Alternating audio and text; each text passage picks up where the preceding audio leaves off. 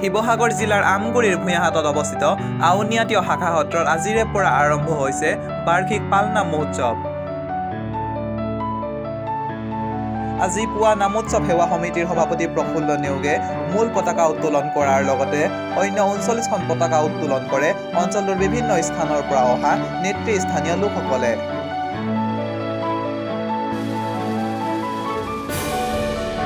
পতাকা উত্তোলন স্থলীত সভাপতি নেওগে এক লিখিত ভাষণ পাঠ কৰে। এই ভাষণত তেওঁ এই শাখা সত্ৰৰ স্থাপনকে ধৰি বিভিন্ন দিশ আলোকপাত কৰে।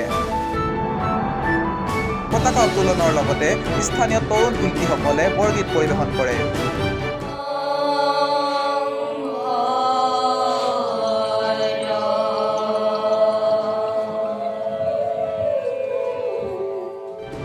ইয়াৰ পিছতে স্মৃতি তৰ্পণ কৰে জাজি হেমনাথ শৰ্মা মহাবিদ্যালয়ৰ প্ৰবক্তা বিৰিঞ্চি বৰাই। আনহাতে মূল পালনামৰ শুভাৰম্ভ কৰে আউনীআটী সত্ৰৰ সত্ৰাধিকাৰ পীতাম্বৰ গোস্বামীয়ে। আমি এই শ্ৰী শ্ৰী আউনীআটী শাখা সত্ৰ ভূঞাহাটত যিহেতু সত্ৰ সভাগ ইয়াত প্ৰতিষ্ঠা হোৱা আজি প্ৰায় ৭০ শতিকাত প্ৰতিষ্ঠা হোৱা, সেই সময়ৰ পৰাই সত্ৰভাগী ইয়াত অৱধাৰিতভাৱে পূজা সেৱা নাম প্ৰসংগ এইখিনি চলি আহিছিলে। তাৰপিছত ইয়াত আমাৰ সত্ৰাধিকাৰ বিষ্ণুচন্দ্ৰদেৱ গোস্বামী প্ৰভুৰ দিনতেই এই সত্ৰভাগ পুনৰ নিৰ্মাণ কৰিবৰ কাৰণে তেখেতে যোজা কৰে। তাতে স্থানীয় আমি ৰাইজে তেখেতক সহায় কৰি ইয়াত আমি এভাগ পালনাম অনুষ্ঠিত কৰা মানস কৰিলোঁ। সকলো ৰাইজৰ সহযোগত ৮২ চনৰ পৰা আজি পৰিমিত এই ৪০ সংখ্যক নাম উৎসৱ ভাগ অনুষ্ঠিত হৈছে। এই নামৰ যোগেদি নি আমি সত্ৰভাগী য'ত কিঞ্চিত আমি উন্নয়নৰ ক্ষেত্ৰত আমি আগবাঢ়ি এই পৰ্যায় পাইছোঁহি। ইয়াত আমাৰ গোটেই অসম তথা আমাৰ বিভিন্ন জাতি জনগোষ্ঠী ভাষা সংস্কৃতি সকলো মানুহে আহি ইয়াত সমবেত হয়। ইয়াৰ পৰা আমি জাতিটোৰ ভাষা সংস্কৃতি আমি আধ্যাত্মিক চিন্তা চৰ্চা কৰাৰ এইটো কেন্দ্ৰস্থল। গোটেই বৃহত্তৰ আমগুৰি অঞ্চলৰ এই খাট বুলি ক'লে সকলোৱে শ্ৰদ্ধা কৰে। ইয়ালৈ এতিয়াও সকলোৱে আহে।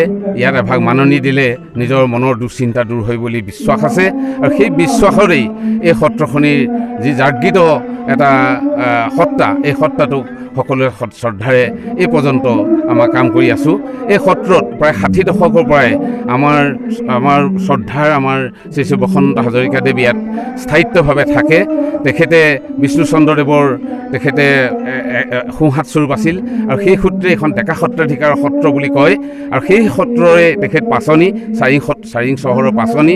এই পাচনিয়ে এই সত্ৰখনত নিজৰ ঘৰৰ ল'ৰা ছোৱালীক যেনেকৈ মৰম কৰে বাপেকে, ঠিক তেনেকৈ এই সত্ৰখনিক নিজৰ পুত্ৰ নিচিনাকৈ মৰম কৰি আজি পৰ্যন্ত তেখেতে সেৱা কৰি আছে। তাৰ কাৰণে আমি আটাক শ্ৰদ্ধা জনাইছোঁ, আৰু ভৱিষ্যতেও আটা যেন দীৰ্ঘায়ু হয়, আৰু তাৰ যোগেদি যেন আমি এই জেগাডোখৰক আমি উন্নতি কৰিব পাৰোঁ, তাৰ কাৰণে কামনা কৰি আমি এই নাম উৎসৱ ভাগ আমি অনুষ্ঠিত কৰি আছোঁ। Report news 12 Assam north east.